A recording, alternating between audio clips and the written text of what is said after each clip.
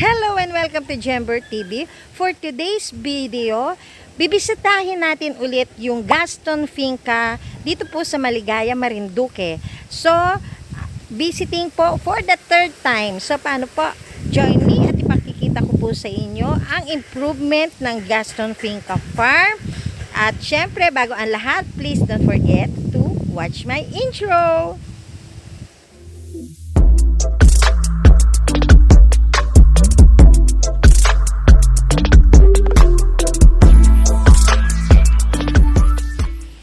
Hello, I'm back and welcome again to Gaston Finca. Siguro nagtataka kayo kung bakit ko parati fini-featured itong farm na ito.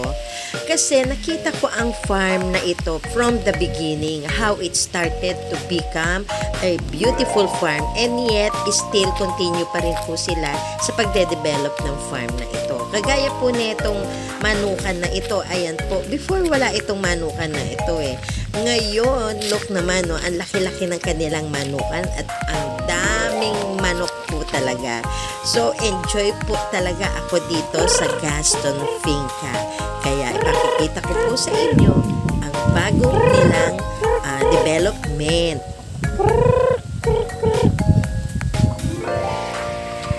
Yan, ang dami.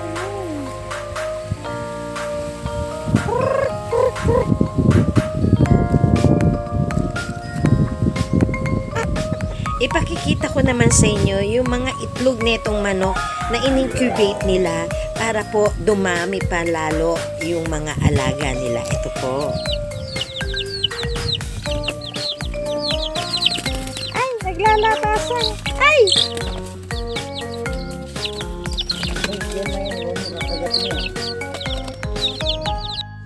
Ang kikisig ng mga sisiw, Kaya po, mabilis dumami yung mga manok dito sa Gaston Finca dahil po, yung mga itlog, ini-incubate po nila. Tapos, pag medyo malaki na yung mga sisiw, ibabalik po nila dun sa chicken pen. Ito po, remember po ito, nung last time na bumalik tayo, ginagawa pa lang po tong fish pan na ito Yan yung fish pan ng king crabs. Ito po naman sa kaliwa ko yan, nakikita nyo, mga nipa yan. Yan po yung gagamitin sa isa pang project na ipapakita ko sa inyong mamaya. Ito po yung dampa na pinagawa, unang pinagawa dito at sa kaliwa naman po, yan po yung bathroom. So, proceed po tayo doon sa fish pen ng mga bangus. Remember po, itong fish pen ng bangus is bare lang po. Look at now naman, ang ganda po. Meron na po silang na bakod kasi para hindi po tumalon siguro yung mga bangus. Ayan po, para maiwasan tumalon kasi malalaki na. At look naman po, sa gitna ng palaisdaan, meron pong munting dampa o maliit na kubo. Ayan po, pupuntahan po natin yan mamaya. Nakita nyo po yon. Ang ganda din po doon. Pwede din po mag-rest or pwede rin matulog, mag-breakfast. Ang ganda po. Ayan po, pakakainin natin yung mga bangus mamaya. Nakita nyo, nagdala ng pagkain para sa bangus. Pakakainin po natin mamaya para makita ninyo yung sinasabi kong bangus. Ito po dati, ginagawa pa to Ngayon, ayan na po, meron na pong mga king crabs dyan. May bakod na rin para hindi po tumakas yung mga king crabs. Hindi po natin makikita ngayon kasi tuwing gabi lang daw po lumalabas yung mga king crabs. Pero meron na pong laman yung fish pen na yun. At ito naman pong sa kaliwa natin, ito din po yung bangus na fish pen na una nating nakita. Nakita nyo po ba yan? Yan po ang ipapakita ko sa inyo mamaya na bagong development dito sa farm, ang kanilang farmhouse. So, punta na po tayo ngayon dito sa munting dampa sa gitna ng bangus fish pen. Ayan po. Nako, ang ganda po talaga dito mag-coffee every morning. Meron din, pwede rin dito matulog. Talagang napaka-presko po talaga ng lugar or place na ito. Ayan po. Ayan. Ayan din yung aking inaanak. Ayun, nag-umpisa na mag-feed ng mga bangus. Sinama ko siya at nako, talaga naman pong enjoy na enjoy. Ayaw pong paawat talaga itong inaanak ko. Ito naman po yung fish fillet na ipapakain natin sa mga bangus. Ayan po, nag-umpisa na yung inaanak ko eh. So, ayan, nagpakain na rin tayo. Kita niyo po, oh, ang daming isda.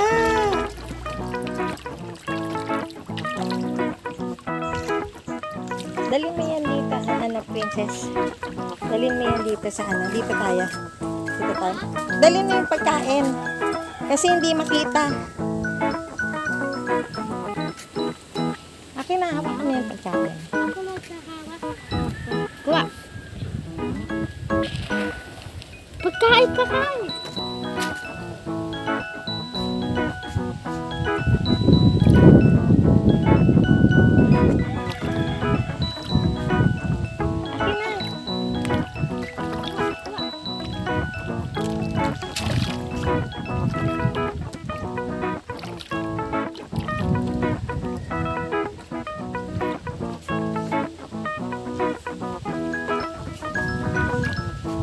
Dito na po.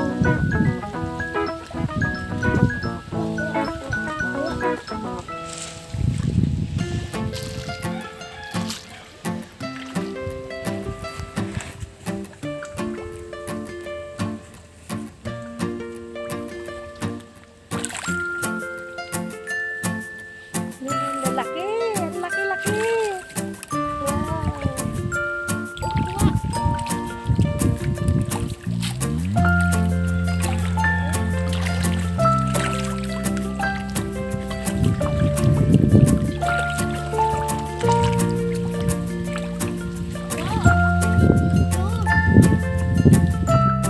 Ayun o, ang daming bangus. Ayan, sana nakikita nyo yung nagtatalunan sila. Oh my God, ang ganda-ganda po. As in. Ayan oh, ang dami. As in, ang lalaki na. Ayun, ang ganda-ganda. So, let's proceed naman tayo sa other part. Enjoy na enjoy yung aking inaanak sa pagbangus feeding. Ayan, oh. Diyos me, ang ganda talaga nila. Ayan. So, let's proceed naman po dun sa pinapagawang farmhouse ng Gaston Finca. Ayan, nakikita nyo po ba yan? Ang gusto kasi ng may-ari ng farm ay native ang nung kanyang magiging farmhouse. So, ayan po yung magiging bubong niya. Pawid po. Ayan, andito po. Nakapalibot na po ang mga pawid na gagamitin doon sa kanyang farmhouse. Yan po, eto po. Inuumpisahan na. Saka, ayun po. And then, ang gusto niya is ang sahig will be bamboo o kawayan. So, ayan po yung mga kawayan. Ayan. Inuunti-unti na po nilang i-chop or tabasin. At ito po yung magiging flooring ng kanilang farmhouse. Ayan po. Ayan, naumpisahan na. So, ito po yung gagamitin na flooring ng kanilang farmhouse. Yan naman po ay yung bubong. So, let's proceed na po dun sa farmhouse na ginagawa. Ayan po, kinukultivate pa rin nila ang land. Minamaximize po nila ang space. Ayun po. May mga taniman na ulit ng mga, hello Tay! Good morning! Mga taniman ng buko. Ayan po. And then, ayun po yung dating finiture ko na mother and cub na baka. Malaki na yung baby baka. Ayun na, oh. And then, yung mother niya is buntis na naman. So, ayan. Malapit na rin yung mga anak. Yung baka na yan. So, eto pa rin po yung mga kawayan na inuumpisahan nilang tabasin para sa flooring ng magiging farmhouse ng may-ari ng Gaston Finca. So, ayan po. Ongoing na po ang farmhouse. Yan. Ito yata ang the biggest nipa hut na nakita ko sa buong buhay ko. Ayan.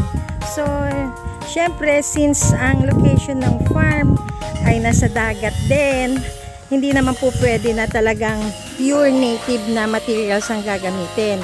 So, tatakpan po lahat yan. Yung mga bakal na yan ng mga native materials sa flooring, sa wall, at sa roof. Ayan po. Siyempre, yung baba po is made up of cement o yung poste. So, it was inspired, as I heard, this vacation house was inspired dun sa house ng ating national hero na si Jose Rizal sa Dapitan. So, ayan po. Instead po na pure native materials, syempre po, gagamitan po yan ng cement and iron para po tumagal yung farmhouse na yan. Ayan po, oh. As you can see, ang laki po. At ayun naman po, yung sea area or yung Maligaya Beach na featured ko rin po sa aking vlog. Ayan, super ganda po. So, ayan po, may mga fruit bearing trees pa rin po dito. Ayan po, ang ganda-ganda ng farm. Ang daming buko ng bunga ng buko or young coconuts as well as coconut po. Ayan, daming coconut trees. At here is the whole structure of the farmhouse. Ayan po. Malapit na matapos. Ayan, konting ano na lang. Lalagyan na ng damit, kumbaga. So, pasukin natin yung loob. Pwede na natin masilip ang loob. So, ayan po ang floor area ng farmhouse na ginagawa. Ayan. Ayan po. Lapit na matapos. I hope na makabalik ulit ako dito for the 4th time na talagang gawang-gawa na itong bahay na ito. Ayan po. As you can see, ayan po. Ito yung magiging flooring. Yan po yung paglalagyan ng kawayan. Ayan. Haba, palibot. Ayan. So, malapit na sila sa stage na lalagyan na nila ng kahoy. Ayan po yung mga kahoy, mga partition. Ayan ang gagamitin. So, ayan po. So, tamang-tama po pag naayos to, overviewing the Maligaya Beach. Ayan. Ang ganda. There you have it, guys. Ayan po. So, tingnan natin kung makaakyat tayo pero hindi na po siguro. Wala pang hagdanan eh. So, talagang pulido ang pagkagawa.